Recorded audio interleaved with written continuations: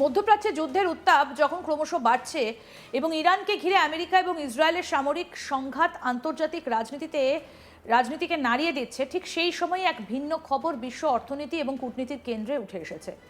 American president Donald Trump হঠাৎ করেই ভারতের প্রশংসায় পঞ্চমুখ হয়েছেন, কারণ আমেরিকায় প্রায় অর্ধ শতাব্দী পর তৈরি হতে চলেছে একটা নতুন তেল শোধনাগার, যার পেছনে রয়েছে বিশাল বিনিয়োগ এবং আন্তর্জাতিক অংশীদারিত্ব। এই প্রকল্পের সঙ্গে জড়িয়ে রয়েছে ভারতের অন্যতম বৃহৎ বেসরকারি শক্তি সংস্থা রিলায়েন্স ইন্ডাস্ট্রিজ। ট্রাম্প নিজেই প্রকাশ্যে ভারত এবং রিলায়েন্সকে ধন্যবাদ জানিয়েছেন এই ঐতিহাসিক বিনিয়োগে অংশ নেবার জন্য।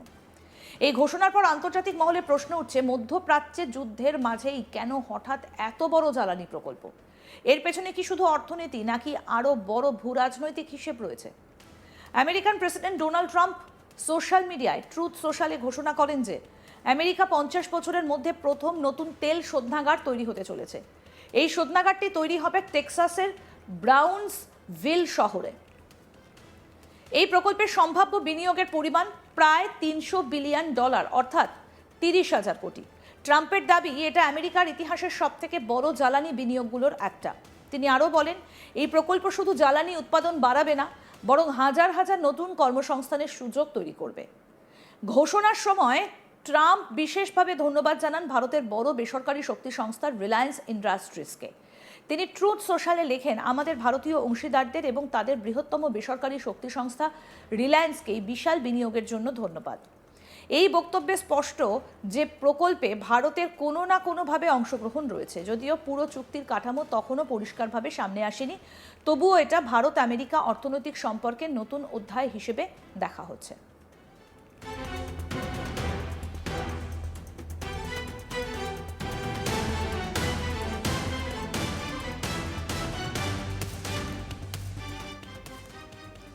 ট্রাম্প ট্রুথ সোশ্যালে লিখেছেন, আমেরিকা আবার সত্যিকারের জ্বালানি আধিপত্য ফিরে পাচ্ছে। আজ আমি গর্বের সঙ্গে ঘোষণা করছি যে আমেরিকা ফার্স্ট রিফাইনিং টেক্সাসের ব্রাউন্সভিলে গত 50 বছরের মধ্যে প্রথম নতুন আমেরিকার তেল শোধনাগার খুলতে যাচ্ছে। এটা একটা ঐতিহাসিক $300 বিলিয়ন চুক্তি, যা আমেরিকার ইতিহাসের সব থেকে বড়। এটা আমেরিকার শ্রমিক, জ্বালানি খাত এবং দক্ষিণ টেক্সাসের মহান মানুষের জন্য একটা বিশাল সাফল্য।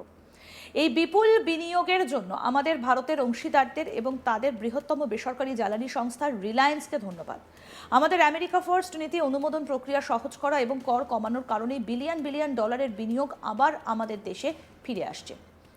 ব্রাউন্সভিল বন্দরে তৈরি হওয়া এই নতুন শোধনাগার আমেরিকার বাজারে জ্বালানি সরবরাহ করবে, আমাদের জাতীয় নিরাপত্তাকে শক্তিশালী করবে, আমেরিকার জ্বালানি উৎপাদন বাড়াবে এবং অর্থনীতিকে বিলিয়ন বিলিয়ন ডলারের প্রভাব ফেলবে। একই সঙ্গে এটা হবে বিশ্বের সবথেকে পরিচ্ছন্ন তেল শোধনাগার। এটা বিশ্বজুড়ে রপ্তানি বাড়বে এবং বহু প্রতীক্ষিত হাজার হাজার নতুন চাকরি এবং উন্নয়ন নিয়ে আসবে সেই অঞ্চলে, যা সত্যি এর যোগ্য। এটাই আমেরিকান জ্বালানি আধিপত্যের চেহারা।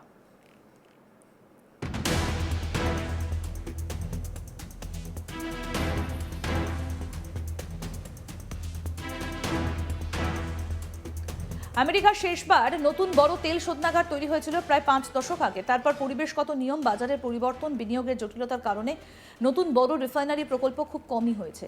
এই পরিস্থিতিতে টেক্সাসের নতুন শোধনাগার তৈরি হওয়া একটা বড় অর্থনৈতিক ঘটনা। ট্রাম্প এই ঘোষণাকে আমেরিকান এনার্জি ডমিনেন্সের প্রত্যাবর্তন বলে উল্লেখ করেছেন। এই নতুন রিফাইনারি তৈরি হবে পোর্ট অফ ব্রাউন্সভিলে।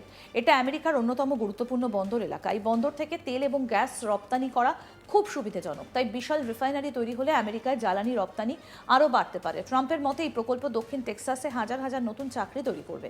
দীর্ঘদিন ধরে অর্থনৈতিক উন্নয়নের অপেক্ষায় থাকা এই অঞ্চলে বড় শিল্প প্রকল্প আসায় স্থানীয় অর্থনীতি চাঙ্গা হতে পারে। শুধু নির্মাণ কাজেই কয়েক হাজার মানুষ কাজ করবে।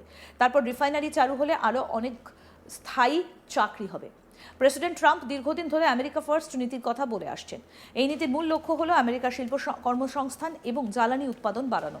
নতুন রিফাইনারি প্রকল্পকে তিনি সেই নীতিরই ফল বলে দাবি করেছেন। তিনি বলেন, পারমিট প্রক্রিয়া সহজ করা এবং কর কমানোর ফলে বড় বড় বিনিয়োগ আবার আমেরিকায় ফিরে আসছে। এই ঘোষণার সময় বিশেষ তাৎপর্যপূর্ণ, কারণ তখন মধ্যপ্রাচ্যে ইরানকে ঘিরে বড় সামরিক সংঘাত চলছে। এই সংঘাতের ফলে বিশ্বের অন্যতম গুরুত্বপূর্ণ জ্বালানি পথ হরমুজ প্রণালী কার্যত বন্ধ হয়ে গিয়েছে। এই প্রণালী দিয়ে বিশ্বের প্রায় 20% তেল পরিবহন করা হয়। যুদ্ধের কারণে বহু তেলবাহী জাহাজ কয়েকদিন ধরে চলাচল করতে পারেনি। ফলে বিশ্ববাজারে এর প্রভাব পড়েছে। তেলের দাম হঠাৎ বেড়ে গিয়েছে। বিশেষজ্ঞদের মতে এই পরিস্থিতিতে আমেরিকার নিজস্ব জ্বালানি উৎপাদন বাড়ানোর চেষ্টা করছে। নতুন রিফাইনারি তৈরি হলে আমেরিকার অভ্যন্তরীণ বাজারে তেলের সরবরাহ বাড়বে, একই সঙ্গে রপ্তানিও বাড়ানো সম্ভব হবে। এতে আমেরিকার জ্বালানি নিরাপত্তা আরও শক্তিশালী হবে। এই প্রকল্পে ভারতের অংশগ্রহণ একটা বড় অর্থনৈতিক সুযোগও তৈরি করতে পারে। ভারত ইতিমধ্যেই বিশ্বের অন্যতম বড় জ্বালানি বাজার। ভারতীয় কোম্পানিগুলোর আন্তর্জাতিক বিনিয়োগ বাড়ছে। রিলায়েন্সের মতো সংস্থার মাধ্যমে ভারত বিশ্ব জ্বালানি বাজারে আরও গুরুত্বপূর্ণ ভূমিকা নিতে পারবে। এই ঘটনাকে অনেক বিশ্লেষক শুধুমাত্র অর্থনৈতিক প্রকল্প হিসেবেই দেখছেন না। তাদের মতে এটা একটা বড় ভূরাজনৈতিক পদক্ষেপও হতে পারে।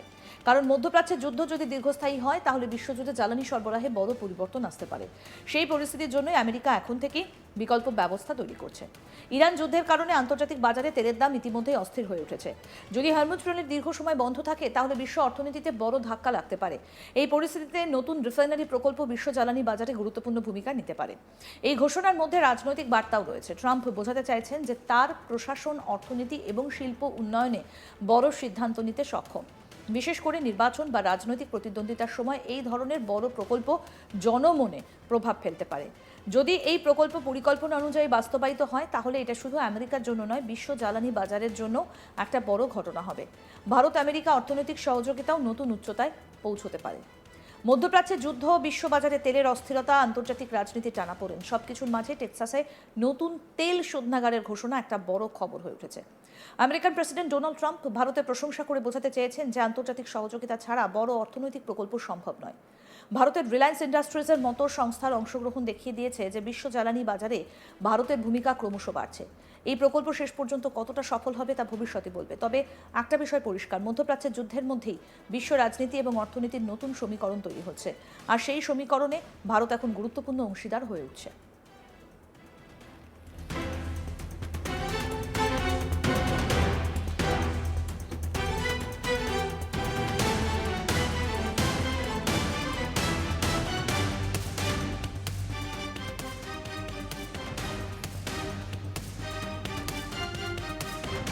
প্রেসিডেন্ট ট্রাম্প দীর্ঘদিন ধরে আমেরিকা ফার্স্ট নীতির কথা বলে আসছেন। এই নীতির মূল লক্ষ্য হলো আমেরিকার শিল্প, কর্মসংস্থান এবং জ্বালানি উৎপাদন বাড়ানো।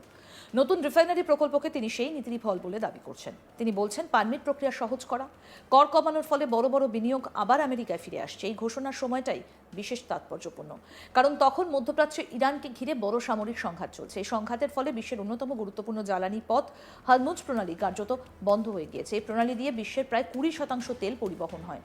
যুদ্ধের কারণে বহু তেলবাহী জাহাজ কয়েকদিন ধরে চলাচল করতে পারেনি, ফলে বিশ্ববাজারে তেলের দাম হঠাৎ বেড়ে গিয়েছে। বিশেষজ্ঞদের মতে এই পরিস্থিতিতে আমেরিকার নিজস্ব জ্বালানি উৎপাদন বাড়ানোর চেষ্টা করছে। আরও আপডেট পেতে দেখতে থাকুন আজ তাক বাংলা। সাবস্ক্রাইব করুন, নোটিফিকেশন পেতে বেল বাটন অপশন প্রেস করুন।